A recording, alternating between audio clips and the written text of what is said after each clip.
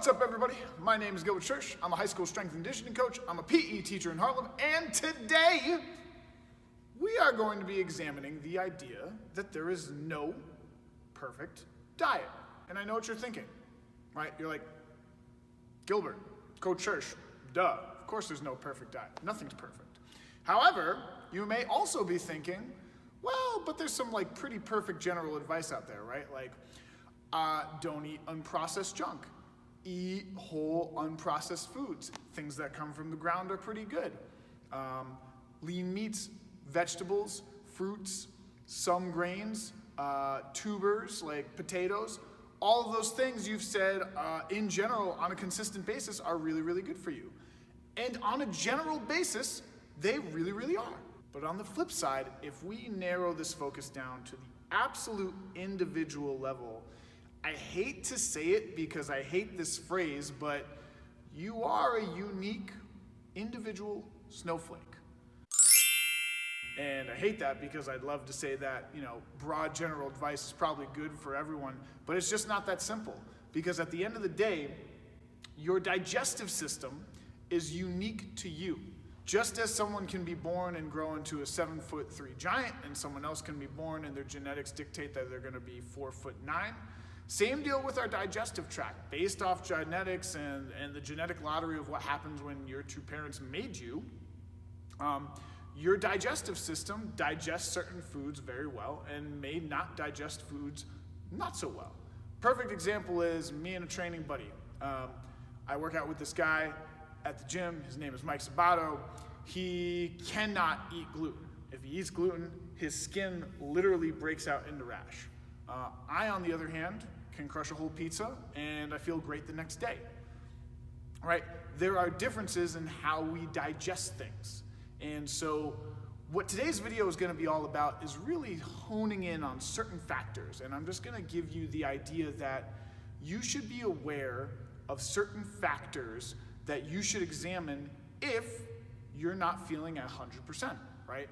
If there are weird things with your health that you notice, understand that it may be diet related and that you should be taking a deep dive into whether or not those are foods you should be consuming on a consistent basis. So we're going to be talking about factors that affect your body and sort of how to mitigate those things with some best practices. With that said, I'm going to tell you a personal story about poop first. Here we go. All right, so here's my poop story. Much like you, I have been told all my life that oatmeal is generally a very, very healthy thing to eat. And I believed it 100%. My mother told me this, my father told me this, every single website in the world basically told me that, oatmeal, great breakfast food, you should have it, definitely do it. And so I bought it, right? I would make oatmeal every morning. I loved the taste. I would put apples in there. I would put some raisins in there. I would put some milk in there, add a little bit of cinnamon sometimes if I was feeling, a little bit crazy, some maple syrup, and man, delicious. Loved it, loved the taste, loved eating oatmeal, loved that hot bowl of whatever it was every single morning. Except I had a problem, man. And the problem was 2 hours after I would eat that bowl of oatmeal, or maybe like 3 hours, I would have diarrhea every single time. And I just didn't make the connection that it could have possibly been the oatmeal. I was like, it's oatmeal. Everyone says this is healthy to eat. Everyone says this is easy on the digestive tract, good source of fiber, good source of nutrients. I should be eating this. And it took me a shameful amount of time before I started thinking, maybe the foods that I'm eating in the morning are contributing to this 2-hour expungement of poopy that hits me at this time every single day. Because again, I'm a fairly consistent dude. I was having oatmeal every single morning. And I started cutting things out. I was like, well, maybe not all vegetables or fruits are really advantageous for me, right? So I took the apples out of the oatmeal. Nothing changed. Kept pooping. Then I was like, well, maybe it's the dairy. That's probably it, right? If people are lactose intolerant. People don't do so well with dairy. That's a pretty prevalent thing in our population. So I took the milk out of the oatmeal. Still had diarrhea. I was like, what's going on here? Eventually, I began circling around to this idea that maybe it was the oatmeal itself. Took out that oatmeal and literally day one, did not have that diarrhea. And I was like, no kidding. Oh my God, right? Eliminated oatmeal, and I was like, okay, well, we're gonna make a protein source in the morning. I'll have eggs instead of that. I'll have a fruit, some eggs, some yogurt, and lo and behold, rushing to the place for diarrhea didn't happen. Yay, hooray, solved it. And then I remember like staying away from oatmeal for about like 2 years and then thinking, was it the oatmeal?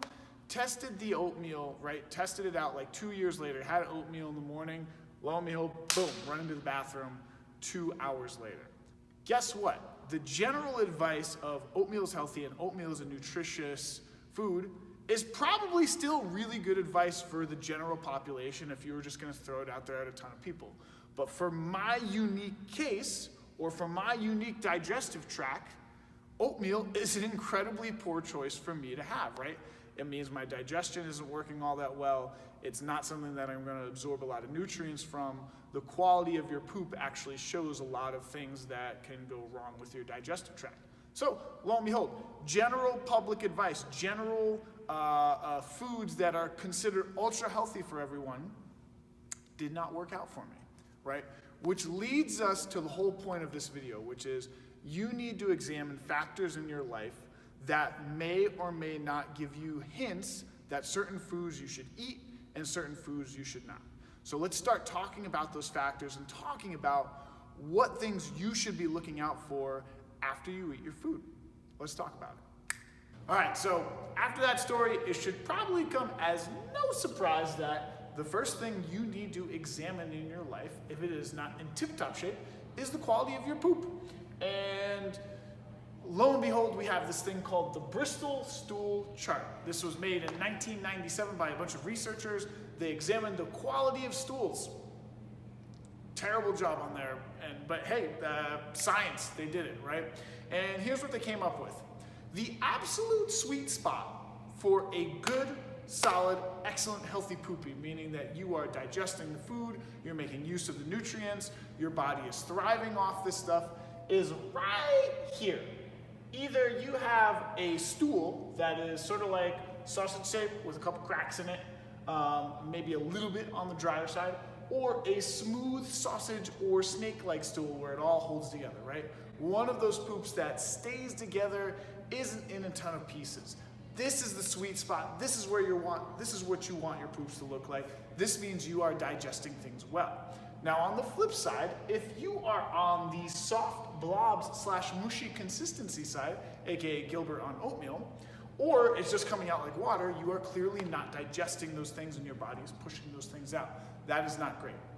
And on the other side of the spectrum, if you have hard, separate pellets, right? That is not a great thing. If you have a very, very lumpy and sausage-like stool that's really, really tough to push out, again, sign of constipation, again, a sign that your gut is not digesting things in an optimal manner. So, again, sweet spot, sausage shape, some cracks in it, or smooth, kind of snake-like, that's where you want to be. That is a sign that your gut is digesting things well and your body is using those foods on a fairly optimal scale. Now let's talk about other factors and other things besides poop. Okay, so here are some factors that we can look at besides poop that food actually affects in our life. And you'll find that they're broad ranging and may extend far beyond what you thought food actually affects. And the first one we can look at is a painful stomach. If you eat something and then a half an hour later it feels like your body is pushing glass through your intestines, that's not a food you should be eating. That is not something you thrive off of. This is something your digestive tract is not happy about consuming or trying to steal energy from. I know for myself, if I have black beans, I am in a world of pain after I eat them about a half an hour later. I've tried many Mexican places and it just doesn't work for me. It hurts. Okay. Another factor you can take a look at is energy levels. Let's say you have a sugary bowl of cereal in the morning. Some people feel great after that. A lot of people after they have a big bomb of sugar in the morning, maybe feel great for about an hour and then feel the need to absolutely conk out, take a nap, no matter where they are, an hour after eating their breakfast. This is this roller coaster energy ride that you need to tinker with. right? What foods give you high energy, smooth throughout the day? What foods kind of make you feel like you're on this roller coaster of energy where you have a lot and then you have a little?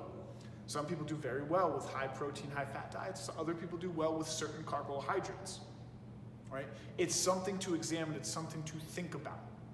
Clear skin. Yes, your skin can 100% be affected by the foods you eat. I mentioned in the beginning that my buddy breaks out in a rash when he has gluten. There are people that break out in acne if they have the wrong sorts of foods. Again, this comes down to tinkering. What foods work for you? Some people do not do well with dairy and it comes out showing on their skin. I know for me, if I have enough white rice, that I will start getting more pimples than usual on my back. This is something that I've noticed as a factor when I'm consuming certain foods. For you, it could be something different. But again, the quality and clearness of your skin can be dictated by what you are consuming. Really, really interesting and important fact to know. Your mood. You ever been hangry, right? You're so hungry that you're angry. Well, guess what? You can actually eat foods that also alter your mood. We talked about crashes and energy levels, but it can also cause anxiety, right? There are some people who have tried cutting out carbohydrates completely out of their diet, and they get really, really tense and really, really anxious, and it actually heightens their stress levels. The opposite is also true of this. Again, we can't say this enough. There's no one size fits all when we are talking at the absolute unique individual level. You have to plug and play with this stuff. Finally, your quality of sleep. Nutrition is a huge part of your health, and sleep is another huge part of your health. They are, of course, interrelated. Good quality foods that work for you often benefit you with great sleep.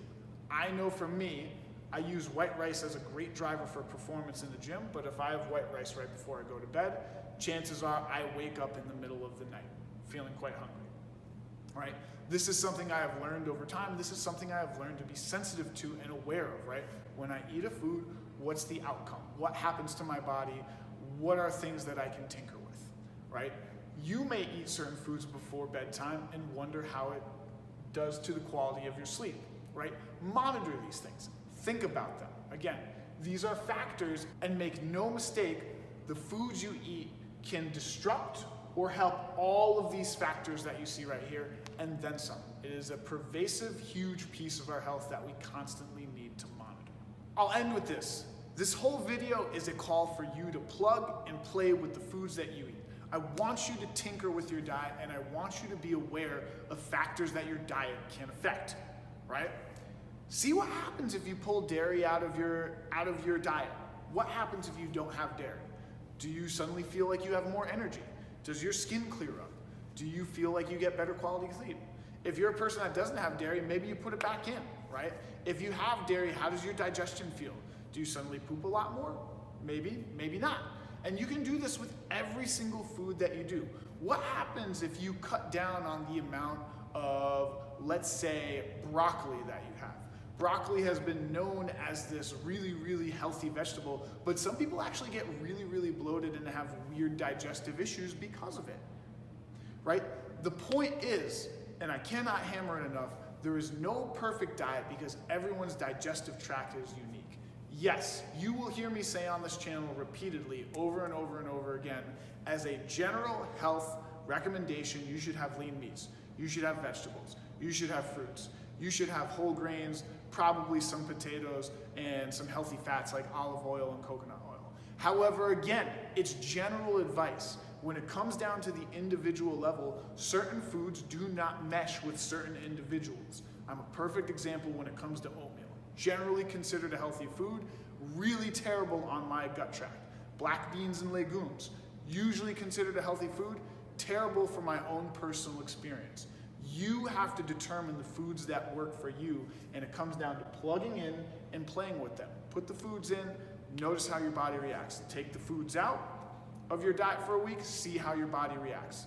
There's a million factors that can affect this thing, but if you just keep on honing in and sort of playing with this awesome science experiment that is your body, you can sort of get closer to your own excellent personal health just by noticing things.